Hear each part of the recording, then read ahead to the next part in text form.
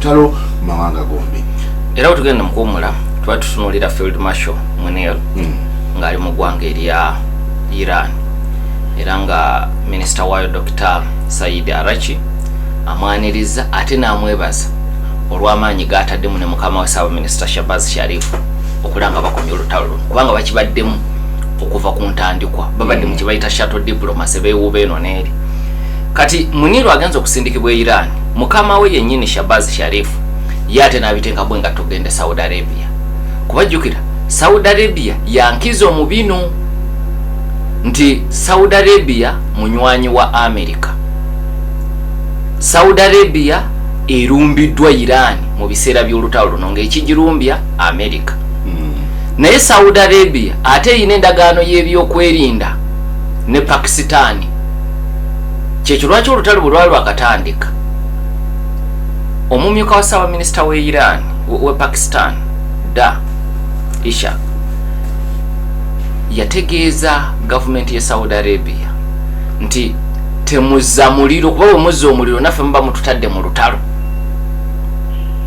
Pakistan kigikakatako okuyamba Saudi Arabia naye ng'ate yo Pakistan yali yeeyami okukomya olutalo luno. So kakati kubigenda maaso byonna Pakistan enteeseganya zeeri mu kukulembera emabega waayo oyinayo amawanga amalala 3.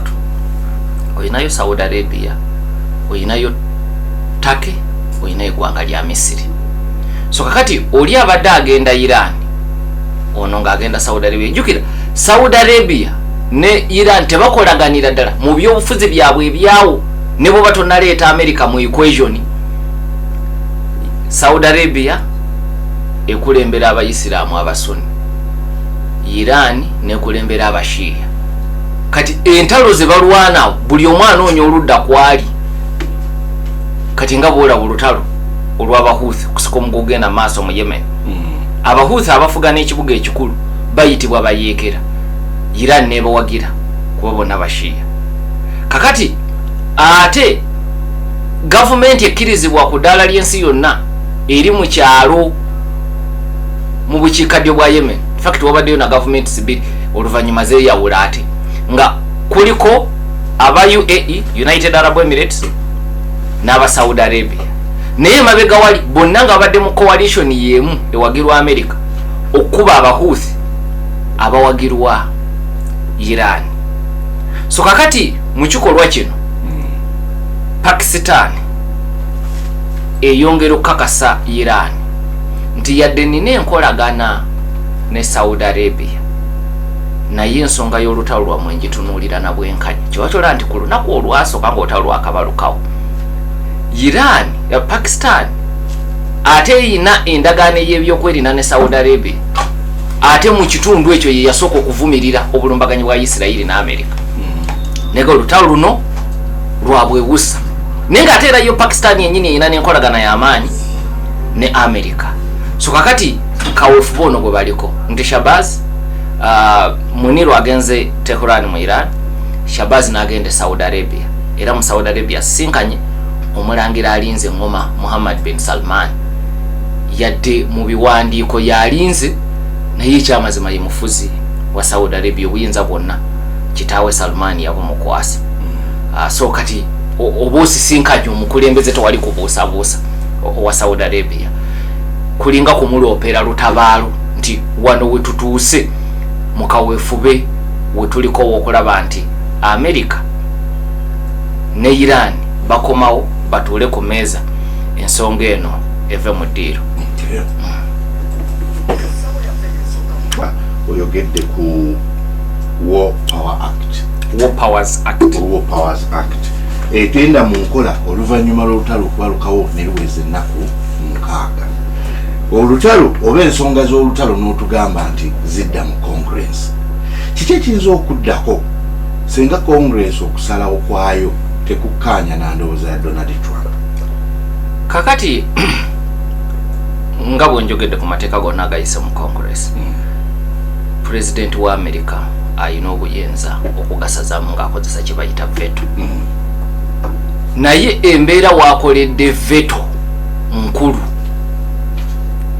wano olutalo lwakatandika ne bana Republican abatakanya naye bamala okwogera wali ku fulo nti naye olutalo luno lwandikome niye batuka okuba akalulu ne baga nti omukulu kagira agenda maaso kubanga ne Trump akyayina ebiseera ebigere byazaabawa wekenya kati munaku bbiri tuyinza okuba tutudde kati baga nti katumuwa omukisa ekyateesaawo ennaku enkaaga mu tteeka eryo mu 1973 omukulembeze aba aweereddwa ebbanga erimala tayinza kukkuluma aba tayinza kukkuluma kakati okusoomoozebwa Trump kwaba nakwo okusooka nti ekiteeso bwe kiyita ekigamba nti va mu lutalo ng'oyinamu ababaka ba Republican Party 5 bokka nga basaze eddiiro kiba kitegeeza kinene eri ekibiina kyo gwe ne bw'okozesa veto power n'okiremesa ekibiina oba okikoseza naawe obukulembeze bwe oba obukoseza ababaka mu America tebamala gasala ddiiro kirindi ne bweba nsonga emu era bwe basala nga 5 lyo libagulira eddene nti 5 Republicans have sided with the Democrats eryo libagulira eddene mu America oba abadp 5 gw'omuwendo munene ate oba n'omu akola amawulire kati twogera ku Fetterman owa DP okulonda n'aba Republican Party ne twogera ku Rand Paul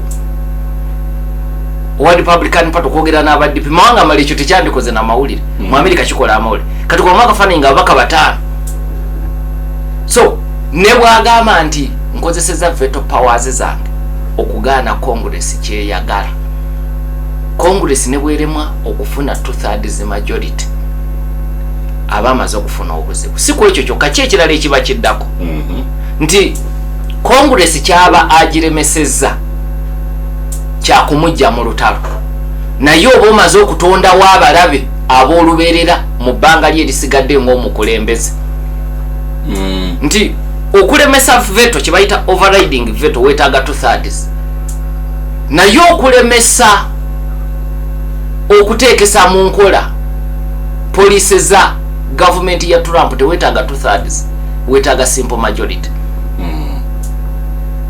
n'okuyisembalirira weetaaga simple majority kati oba omaze okugula olutalo ku Congress ng'okyabulayo kumpi emyaka 2 n'ekitundu ng'oli president teri president yagala kubeera mu mbeera eyo president wa America ne bwabeerako nga Congress si yiye afuba okulaba nti aseeseetuka kye bayita compromise obutakalubirizibwa nnyo Obama mu myaka 8 emyaka 2 egyasooka gyokka Congress lwe yali eya DP omukaaga ejaddako yali ya Republican Party naye ebintu ebiri extreme ebyagalwa ennyo abali ku extreme left yabikola myaka 2 egyasooka omukaaga ejaddako ng'ebyo tasobola na kubireeta kubanga buli kaseera alina okuba nga aseeseetuse so kakati okwo kusomozebwa kwoba nako nti abaka bano naddala abava mu swing states ennaku 6 bwe zinaayita nabo bajja kutendewalirwa kati batunuulire constituencies zaabwe kati singa ekiteeso kijja ne bwe kibeera symbolic ne bakiwakanya ne bagaa nti olutalo lukome nga be basinga obungi gwe n'osigalako kati oba ogguddewo olutalo nabo mu bbanga eddala erigenda okuddako naye ng'ekyo kitadde ku bbali ku nkomero y'omwaka guno ogenda kubeerayo n'okulonda ku bayita mid-term elections mu America ekisanja Congress ya America erina enkiiko 2 olukiiko oluto olwa House of Representatives ekisanja kiba kya myaka 2 buli myaka 2 ebifo 435 byonna biba byerere buli myaka 2 Senate ekisanja kya myaka 6 naye ebisanja tebitandikira kumwe era tebiggwerako kumu so kitegeeza nti buli myaka 2 obaako n'ebifo waakiri 30 ku bifo 10 ebya Senate nga birina okujjusibwa kati mid-term esobola okukyusa House neba y'opposition Obama House okukyuka kyali mu mid-term ya 2010 kubanga yatandika House ye kwa kusobola n'okuyisa ebintu bingi bwe yayisa bailout ey'obuwumbi bwa $8 nsimbi ze yawa amakampuni g'amamotoka agaali gagenda okugwa muli etteeka nga lino Affordable Care Act eryakazibwako Obamacare erikwata ku byobulamu nga Congress yagyewulira midterm bwezajja awo we byakoma era amateeka amakambo bwe gatyo agali ku extreme left we gakoma myaka 8 yali ku bintu birala. Obama yali asuubiza okuleeta amateeka amakambwe ku muntu emyaka 6 ejaddako teyabyogerako. Okay, yabyogerako naye teyayanjula amateeka kikeekyo mu Congress kuba gaali tegajja kusobola kuyita. So kakati midterm zijja ng'okyattunka nabano osobola okunyiza abalonzi kubanga waliwo n'abakyakuwagira. Jjukira tuze tukyogera nti polls zikulaga oba okunoonyereza nti abawagira olutalo tebakyawera bitundu 4 ku buli 10 mu polls ezisinga obungi. Kati ate omuwendo gunaasigala gutya ng'olutalo luwezezza ennaku 6 nga tewali timetable nambulukufu. Ogusuubira si kulinnya kwongera kukka. Kati bwe gwongera okukka kitegeeza ki eri bammemba abakutte kaada y'ekibiina kyo nga basaba okudda mu Congress ne mu Senate mu November w'omwaka guno. Kati ebyo byonna bizibu Trump byaba aleetedde ekibiina kye. Already mu lutalo luno ayina n'ebizibu birala bye yaleetedde Jet Defense. Kati Jet Defense ali mu kutunkana Ekereziya Katolika ne Papa. Trump bwe yalumbye Papa Jet Defense nga kimukakatako nga futu sojo okuwolereza yadde awolereza asaamu ekitiibwa naye ate ekyo kyaleetedde abantu bangi okumulumba.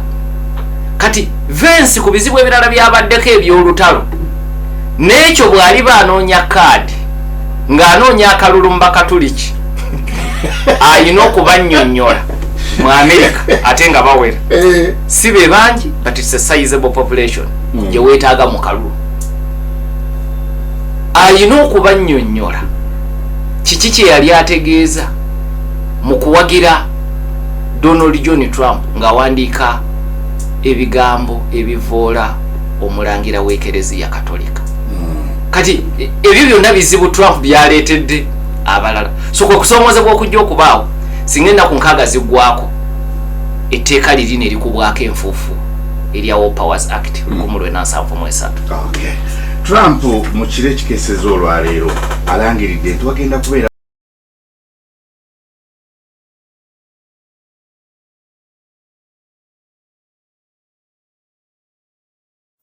Subscribe to our YouTube channel now and make sure you never miss another upload. Katinyamira programs zaffe zonna z'osubiddwa ku YouTube channel yaffe eya CBS FM UG. Ring the bell and never miss another video. Twagatteko ku channel yaffe eya CBS FM UG ng'onyiga kadawo oba YouTube bell button osobola okufuna okumanyisibwa ku buli program gye tukuweereza. Leave a like now. Teweerabira YouTube channel yaffe CBS FM UG. Subscribe and leave a like.